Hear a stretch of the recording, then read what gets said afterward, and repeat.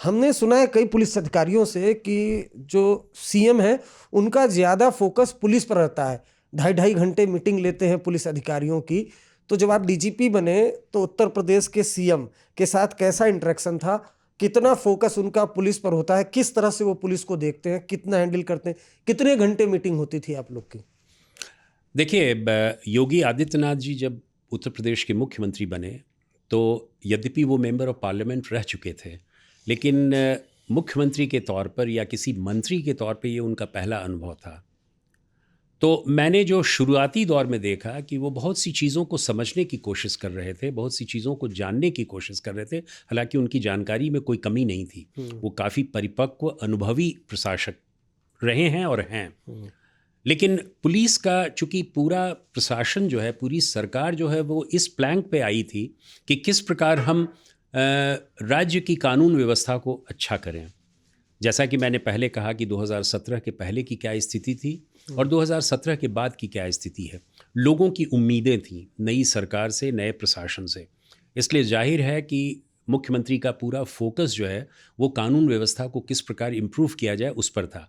और इस पूरी कड़ी में पुलिस महानिदेशक, पुलिस का जो मुखिया होता है, जो डीजीपी होता है, उस पर रहता है।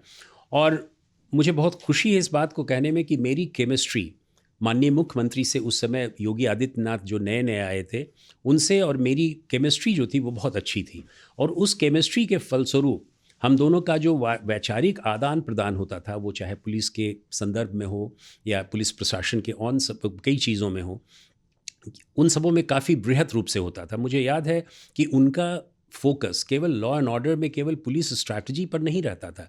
उनका इंफ्रास्ट्रक्चर डेवलपमेंट पे, किस प्रकार हम इंफ्रास्ट्रक्चर को आगे करें, ट्रेनिंग में फॉर एग्जांपल। ये पहला मौका था मेरे समय में 2018 में कि कोई वर्तमान मुख्यमंत्री प्रशिक्षण निदेशालय में खुद जाए और लोगों को एड्रेस करे।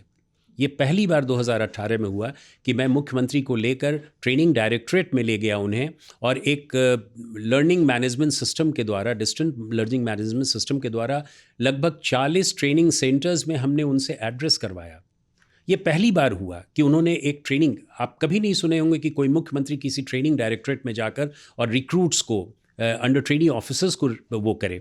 इसी प्रकार उन्होंने हर एक विभाग के, चाहे वो इकोनॉमिक ऑफेंसेस विंग हो, चाहे इंटेलिजेंस हो, चाहे वो CBCID हो, चाहे प्रोविंशियल आर्म्ड कॉन्स्टेबलरी हो, सभी चीज़ों में उन्होंने एक विशेष ध्यान दिया। रेलवेज़ हो, और उनकी मीटिंग्स जो है बड़ी ही व्यापक होती थी, बहुत ही इंसाइसिव होती हाँ, थी। वही मैं मीटिंग के बारे में तो जानना उनकी चाहूँ। मीटिंग का ये स्वरूप होता था कि वो, एक तो सभी लोग अलर्ट रहते थे और सभी को वो कभी भी बुला सकते थे, और ख़ासकर मुख्यमंत्री डीजीपी को अक्सर बुलाते थे। मुझे याद है कि हम लोग की मुलाकात लगभग प्रतिदिन होती थी, और वो भी बाद में तो ऐसा होने लगा 1 साल के बाद कि वो रात में आफ्टर डिनर वो बुलाना शुरू कर दिए और उस समय डिस्कस करते थे।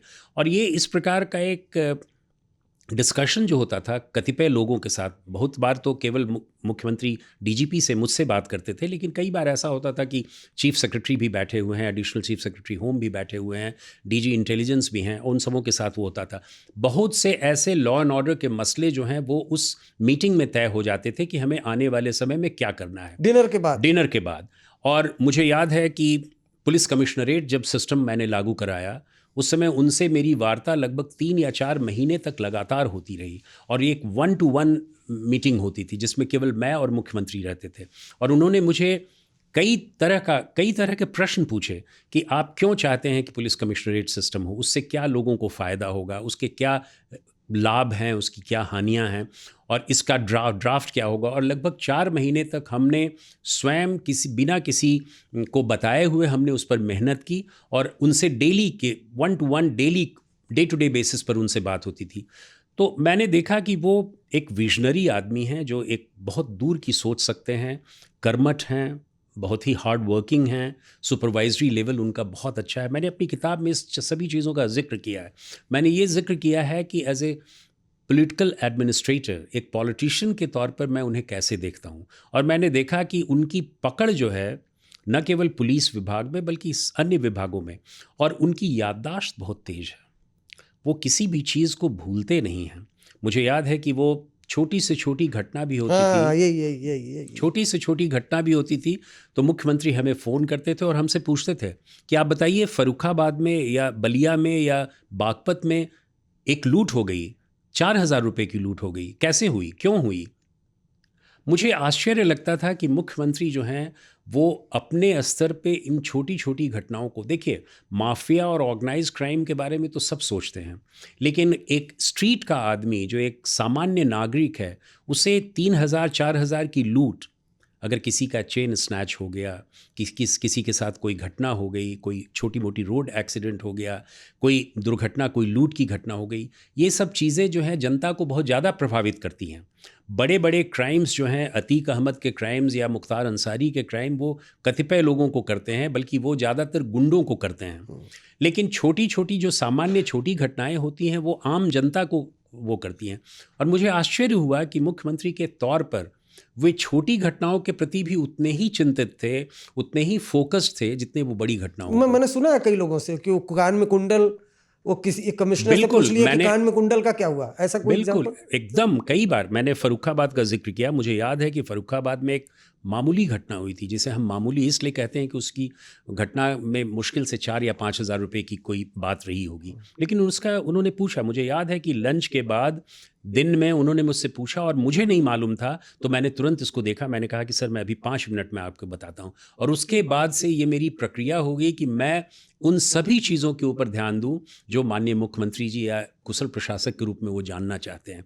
तो ये सचमुच में एक बहुत ही अच्छी बात रही है मुख्यमंत्री के द्वारा, और मैं समझता हूँ कि ये हमारा जो तारतम्य तालमेल जो था एक पुलिस चीफ का और एक मुख्यमंत्री का, उससे बहुत फ़ायदा हुआ। कितने घंटे पुलिस की मीटिंग लेते हैं? और सब देखिए, डिटेल्स के साथ उनके पास सब डिटेल्स? उनके पास सारे डिटेल्स रहते हैं, उनको ब्रीफ करने के लिए इंटेलिजेंस डिपार्टमेंट के लोग रहते हैं, उनको ब्रीफ करने के लिए डीजीपी रहते हैं, और उनके अपने वर्कर्स रहते हैं। उनकी स्रोत जो हैं, इंटेलिजेंस के स्रोत जो हैं या जानने की जानकारी जो है वो बहुत ज़्यादा है। तो इसलिए मैं समझता हूँ कि उनको बताने की कोई आवश्यकता नहीं रहती, उनको बहुत मालूम रहता है। लेकिन वो नॉर्मली वो पुलिस की मीटिंग्स में ज़्यादा ध्यान देते हैं। लंबी मीटिंग्स लंबी मीटिंग्स रहती थी।